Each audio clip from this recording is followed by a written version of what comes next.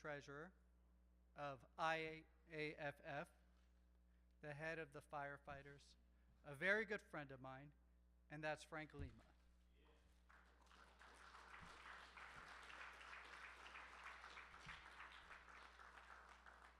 And the other is a force of nature, the chair of the Democratic Party of Orange County, a DNC member, and the president of Unite Here Local 11. You know, one of those people where they say, this person wants to do this, you go, oh, well, now it's possible. That's Ada Briseno. Ada Briseno is one of those people where nothing can stop her. And I've tried, and I can tell you nothing can stop her. There is nothing on this planet that could stop Ada Briseno from something she wants to do. She will find a way. Luckily, she's on our side, by the way. So I'd like to call them up. We're going to have a panel on labor and disability issues within labor. And I'm just so thrilled to bring these people up. Can we get a round of applause for them?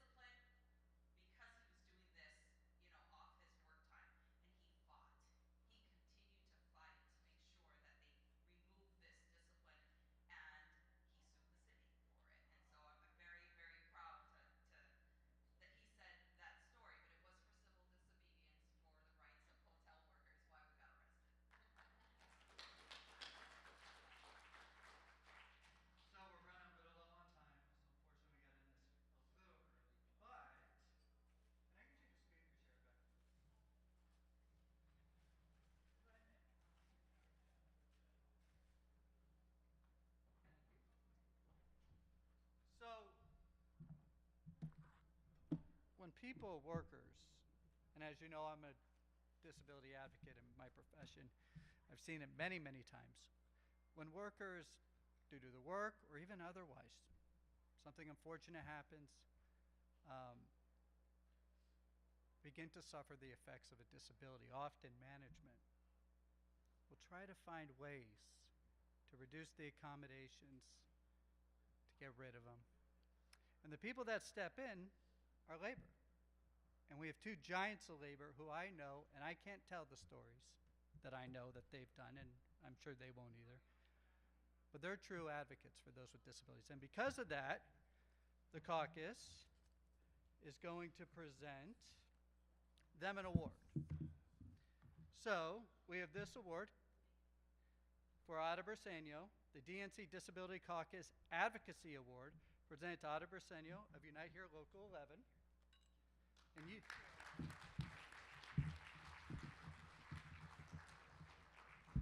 you get nothing, Frank. What do you think about that? And to the great and powerful Frank Lima, we have the DNC Disability Caucus Advocacy Award presented to Frank Lima of IAF. Thank you, Mr. Chairman. Thank you, Chair Devermont. Carrie, come here.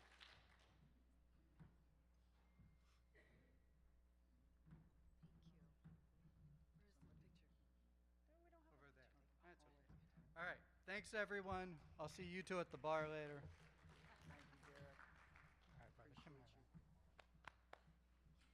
Thank you. Forces of nature. Take the box. Oh, yeah, take the boxes. Get out of here. There you go. Ada, here's the box. I'm sorry. All right. Michelle, stick around. Okay. Okay, some people that have, before we move on, yes? Okay. Get off my stage. Okay, before we move on, there's some people I want to recognize, provided they're still here. Anastasia Somoza, is she still here? Oh. Well, I'm going to recognize her anyway because, and then I'm going to call up Janny to talk about a very important fundraiser that you all should stick around to hear about. Okay. Anastasia Somoza is now the National Disability Engagement Director for the campaign, Harris Walls. Diana Love was here. But I want to bring up someone, and before I do that, I want to say that as chair, I think it's under Article 4, I am empowered to fill vacancies. And we have two vice chair vacancies. One of them is for the vice chair for engagement and access. And I'm going to appoint Trish Ruiz of New Mexico, right over there, who's been thank you.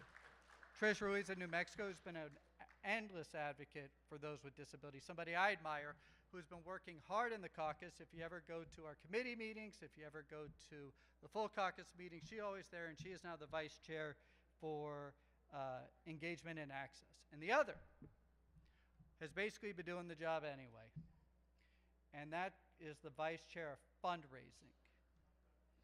And that goes to Janny Larestein.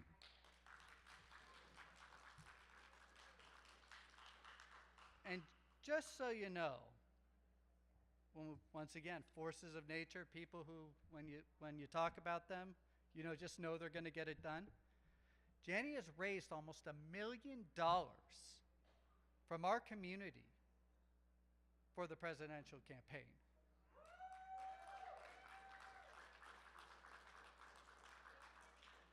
$1 million. I have trouble getting a few thousand. So she's going to come up and talk about a fundraiser that she's doing for her org. I'd like you all to listen. I'd like you all to donate. And I'd like you all to clap for Janny Larestein.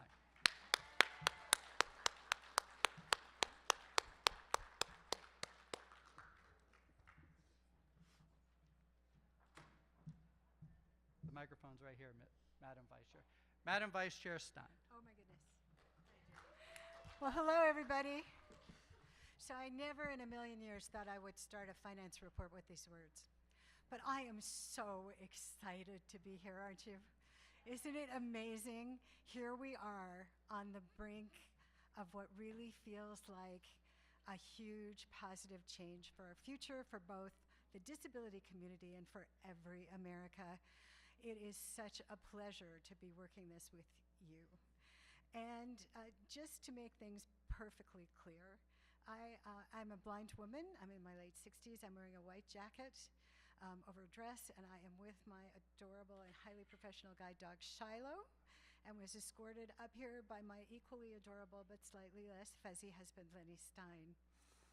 Now, fundraising is something that is not often associated with our community. We are known as a marginalized group, as an underemployed group by more than half than any other group in this country. We fight for everything, including our health care and our rights. We heard such incredible messages from our disabled female representatives in Congress and the Senate today. How amazing was that? But we've got to get the job done, and we have to do it with every cylinder. That means that we too must work on getting out the vote. We must work on voter registration and voter protection, and we have to show that we can raise money. And believe me, we are. So part of the reason for this is, I think, crystal clear, and that is that you don't have to be somebody with vision to understand that the key issues of this election come home to roost right here in the disability community, because there could not be a bigger difference between the presidential candidates. And I can say it in 2 sentences. Donald Trump wants us to die. Kamala Harris wants us to thrive.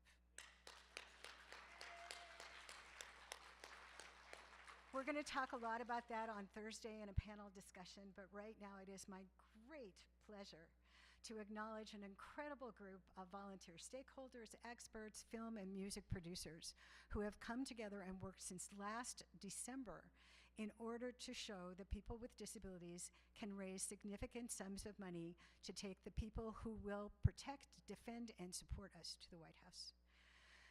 It was conceived during the 2020 campaign when we ran our first Raise Every Voice concert. It was a concert that featured Dr. Jill Biden, among many others, gifted performers with disabilities, and really heart-rending messages from people who were dealing with everything from long COVID to the isolation that was causing emotional health difficulties. And they then gifted us with a joyous celebration that proves our unique and creative talents by singing to us, speaking to us, dancing with us. It was remarkable. We raised more than $250,000 in 2020. And last December, we created the Raise Every Voice Committee to do the fundraising from this community to show that we can raise our voices too. And June 4th, we aired a virtual fundraiser called Raise Every Voice that featured the Vice President of the United States with a personal message to us, Senators Cory Booker and Tammy Duckworth. Unbelievable performances by entertainers with disabilities, including Lachi, who gave such a wonderful tribute to our iconic and woman who has departed far too soon, Judy Heumann. And again, with Christopher Cross, with the Broadway show stars of SUFs, who have pretty much written an anthem, Keep Marching, that applies to our community, and many other luminous performers. We raised $232,000 that night with our fundraiser. And yes, you did that. And I am delighted that there are people from the committee who are with us today and encouraged us to continue to do a second event, which will take place on September 26th, virtually, with ASL and card accommodations and video description. We have placed a low-dollar ticket item on this event. Tickets are available for $100 each. If someone cannot afford to participate at that level, we will find a sponsor. No one will be turned away. And we are delighted that we will again have the Vice President, Senator Cory Booker, some unbelievable entertainment, and such inspiring and incredible messages about our power, our pride and potential. So I want to call out other people from the committee because you can talk to me, you can talk to them about signing up for the event, signing up to help us raise, signing up to help us find more incredible disabled talent. There's a lot of them in this room: Marcy Roth, Dylan Buckley, Kath Delaney, Leslie Templeton, my husband, Lenny Stein. If you could just kind of make a motion of where you are, you can speak to any one of us. We expect everyone in this room to be with us on September 26th, and I could not be more proud than to be part of this remarkable community. Thank you so much.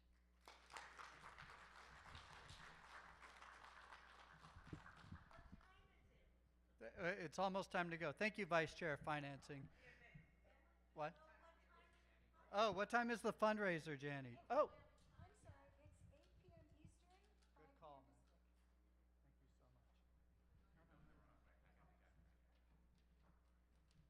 Thank you so much. So thank you all for coming. A few leaders I want to, in the disability community, I want to point out, other than Janie, Vice Chair Janie, Vice Chair Trish Louise, Michelle Krug, by the way, from San Diego, Joe Salas, Keith Umamoto, Joe in the academic field, Keith in the senior field.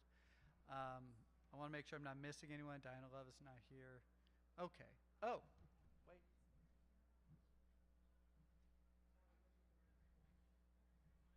Is Patty Hayes still here? No. Okay. So thank you all. As I said, as your new chair, I'm absolutely humbled. As many of you know, I spent my life doing disability advocacy. And my son, as many of you also know, as it's taken me away from many meetings when his disabilities caused me to get on a flight at 11 p.m., find my way back to California. But it's advocacy for a group that needs it, that is overlooked, that is often pushed aside. And this caucus is here to stand up for those who have trouble standing up alone. And that's my job. And as long as you're with me, I'll do it. And who says we should elect Vice President Harris to the presidency?